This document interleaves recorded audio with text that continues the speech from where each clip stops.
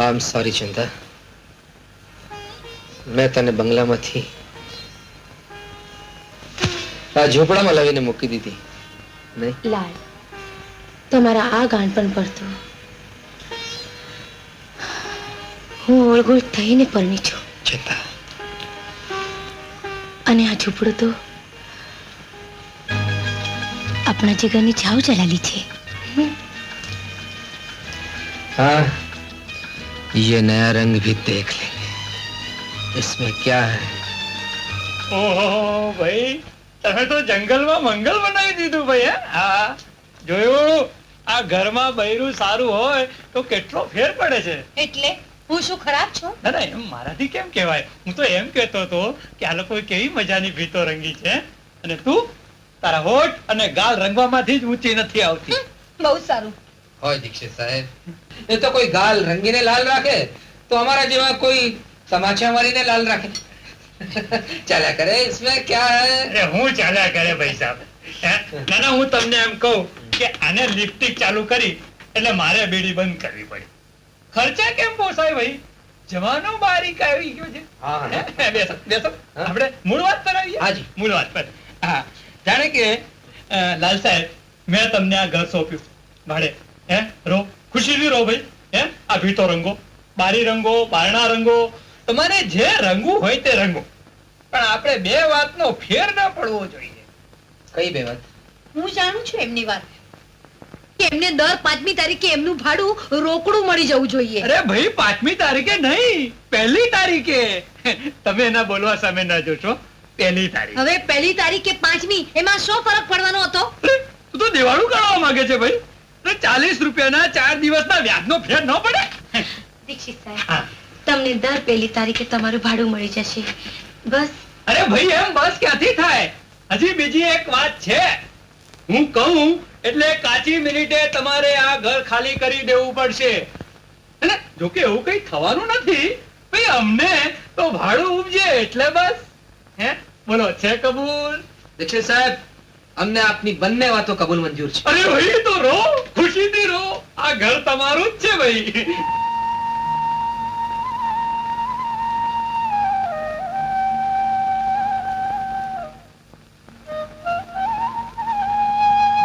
લાલ, કોર્ટમાં કેટલા વાગે પહોંચવાનું છે? 11 વાગે. હજી વાર છે. તમે ગુસ્સે ના થાવ તો એક વાત કહું? કહે. અહીંયાની પ્રાઇમરી શાળામાં હું શિક્ષકાની નોકરી કરું. શા માટે? એમ જ ટાઈમ પાસ. એના કરતા ચંદા, હું જ કોઈ કામ ચલાવ નોકરી શોધી લઉં તો.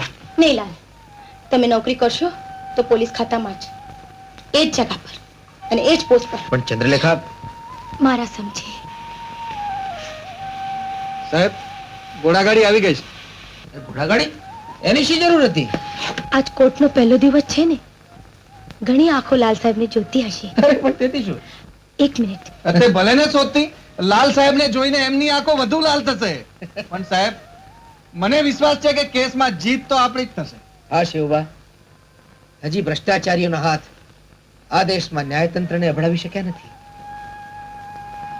અરે આ શું છે? શુકન. શુકન? હું આ શુકન મુકનમાં માનતો નથી હો ભાઈ. હું તો એટલું જાણું કે સત્યમેવ જયતે. ચાલો.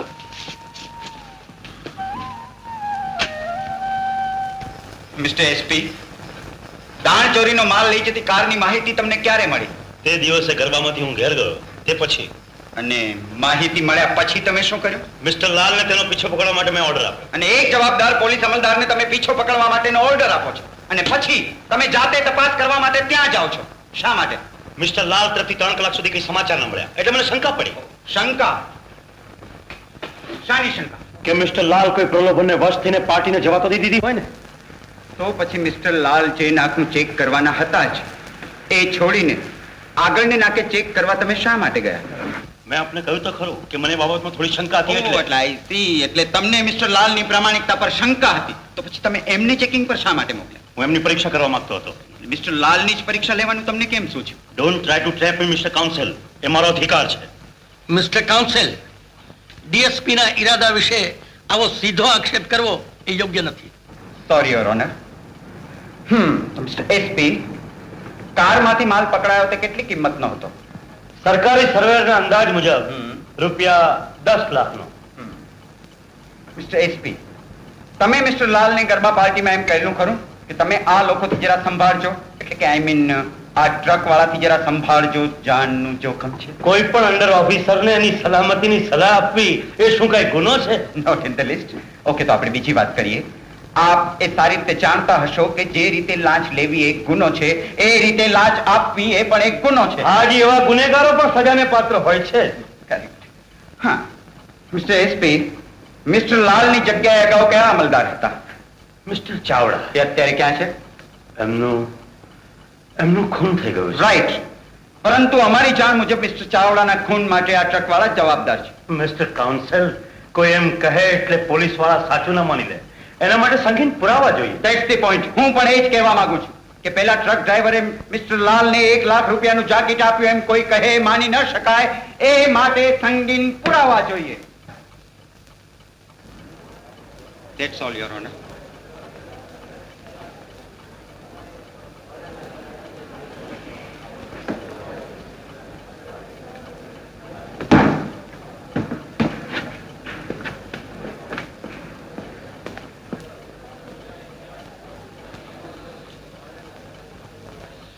Adjourned to 14th January.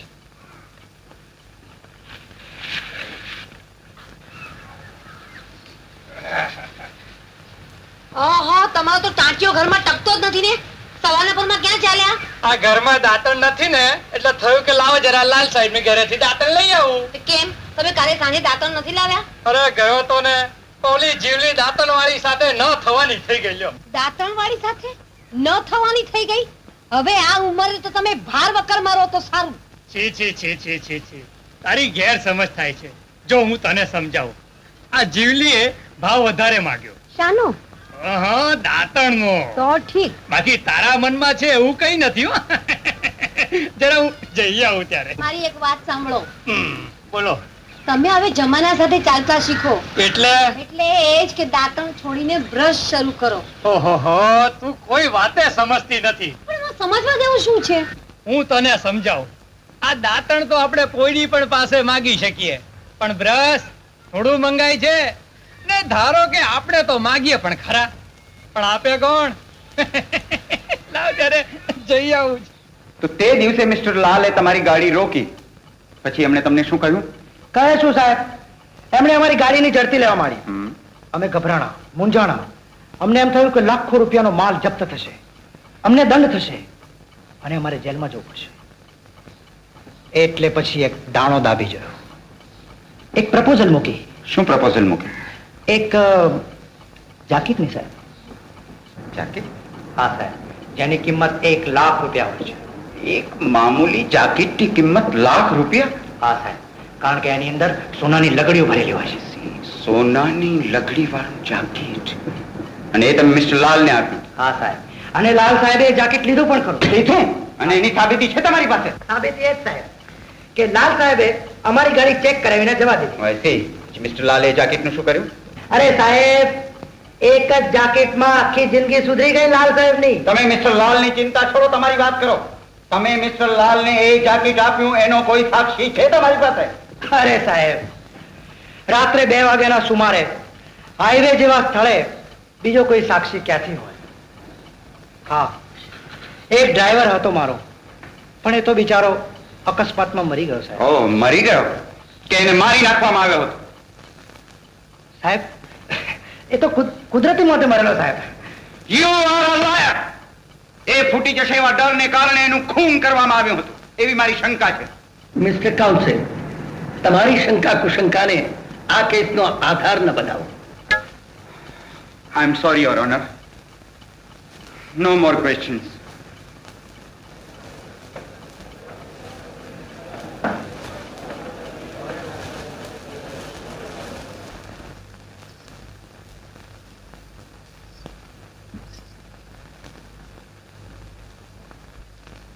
રાજા હરિશ્ચંદ્ર સત્યવાદી હતા.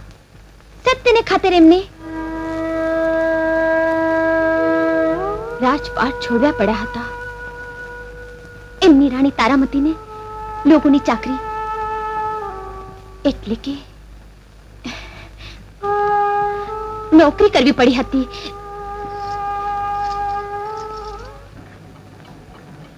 મિસ્ટર લાલ, તમારે કઈ કહેવું છે? Yes your honour.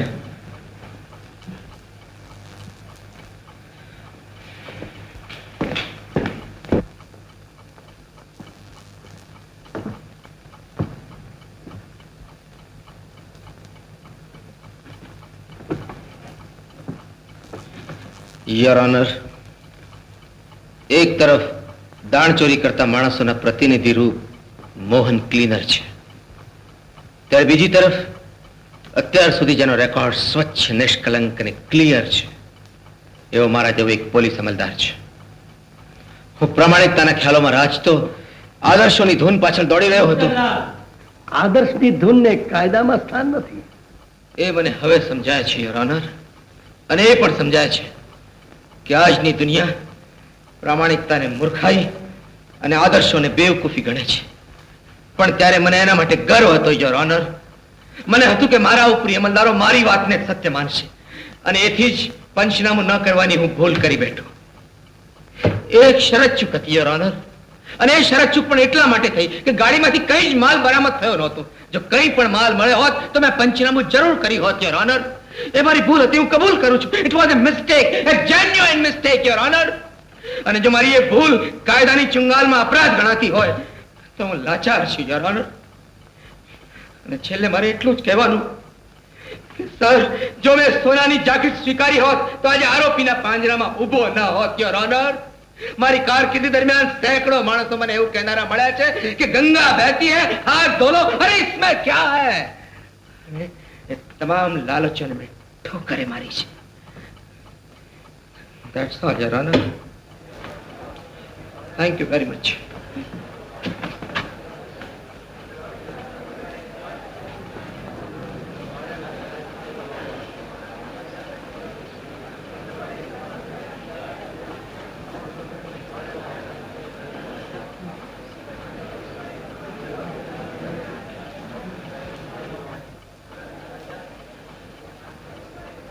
ચુકાદો આવતીકાલ પર મુલતવી.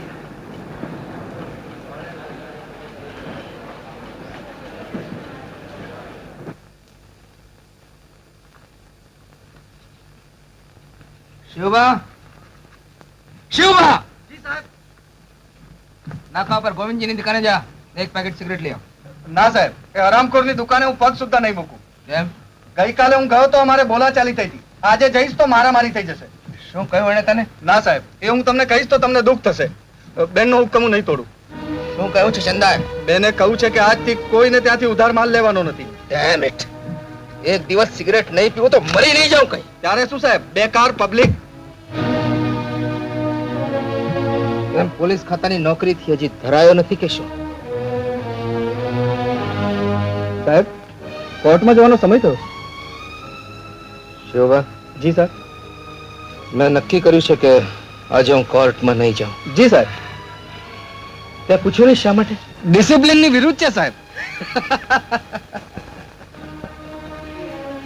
આવા બેકાર પ્રશ્નો પબ્લિક પૂછે. Right right right. ભલે ભાઈ તું પૂછતો નથી, છતાં હું તને કહું છું બસ. શિવબા, કાલે રાત્રે જ્યોતિષાચાર્ય જયંતરાજ આવ્યા હતા. એમણે મારી કુંડળી જોઈ અને કહ્યું કે તમને સાડાસાતી છે. So what? આવા જોશીને પૂછીને કોર્ટમાં તમે ગયા હતા? શોભા, સાહેબ કોર્ટમાં જશે જ. તમે ઘોડાગાડી લઈ આવો. ઉભા રહે. ઘોડાગાડીમાં બેસીને કોર્ટમાં જવા જેવો હું કોઈ નવાબ નથી, સમજો? શોભા, તમે જાઓ. જી બેન. ચંદ્રલેખા, જોશીને આપવાની દક્ષિણા જે ખિસ્સાને પરવડે છે એને ઘોડાગાડીનું ભાડું પણ પરવડશે. શું કહ્યું? તારી કમાણીની 2 રૂપિયાની મેં જોશીને આપી, એમાં તું મને આ સંભળાવે છે? લાલ, લાલ, તમે આ શું બોલી ગયા? મારી કમાણી ને તમારી કમાણી જુદી છે. મારા કહેવાનો મતલબ એ નથી. Don't get hurt. તો મારી કમાણીની વાત શું કામ કરી? ચંદ્રલેખા, તું મને કદીએ નહીં ઓળખી શકે, કદી નહીં.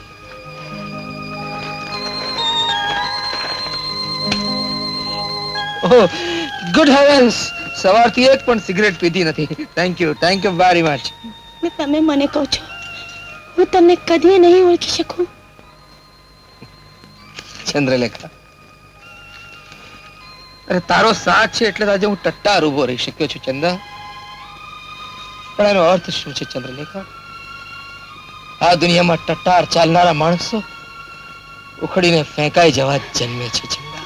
લાલ, આપણે કે જરૂર જીતીશું. ભોળી છે ચંદ્રલેખા, આ દુનિયાની તને જાણ નથી. અરે કોર્ટમાં કેસનો ચુકાદો શું આવશે તે તને અહીં બેસીને કહી શકું એમ છું. બોલ, કહું. ડીવાયએસપી લાલની બરતરફીને સેશન કોર્ટની બહાલી. કેસ હારી ગયો. આનો અર્થ શું થાય જાણે છે ચંદા? આનો અર્થ એમ થાય કે મેં 1 લાખ રૂપિયા લાંચ લીધી. ઓ ગોડ! દોલતસિંહજી સાચું જ કહેતા હતા. સત્ય કદાચ આ દુનિયામાં પુરવાર થાય પણ ન્યાય મળશે જ એવી ભ્રમણામાં રહેશો. આપણે હાઈકોર્ટમાં અપીલ કરશું, ન્યાય માંગશો. ન્યાય છે આ દુનિયામાં ચંદા, અને ન્યાય હોય તો તે મફત નથી મળતો ભાઈ. એના માટે રૂપિયા જોખી આપવા પડે છે. આ નીચલી કોર્ટમાં તો કેસ લડતા આપણે દરિદ્રી થઈ ગયા. 5-25 રૂપિયાની ઉધારી થઈ ગઈ. હાઈકોર્ટમાં કેસ લડવો એટલે હાઈકોર્ટની ફી માટે પૈસા, કારકુંતી શિરસ્તદારો માટે પૈસા, વકીલોની ફી માટે પૈસા. એટલા પૈસા લાવશો ક્યાંથી? આપણે થોડી વધુ મહેનત મજૂરી કરશું ને. હા, વધુ મહેનત મજૂરી કરવાની એટલે તું જ કરીશ ને, તારે જ કરવાની ને.